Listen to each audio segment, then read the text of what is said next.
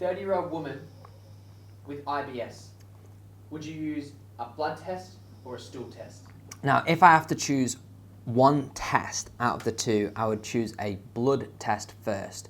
And here's why. When we look into IBS, IBS isn't always bacterial overgrowth. It could be many different things. It could be maldigestion, it could be leaky gut, it could be a whole bunch of things. It could even be associated stress, right? So we need to have a broad insight into the physiology to determine that. Now, shortly after the blood test, if I was able to be sneaky, I would obviously do a stool test. But many of the things what we find on a stool test actually require the upper digestive system to be working effectively so you can actually create sustainable long-term results. For example, if there is an overgrowth of bacteria, we need to be able to determine, is this person low in stomach acid? Because if they are, they're not going to be able to sanitize the contents of the food, and they're going to harbor more bacteria downstream of the stomach inside the digestive system.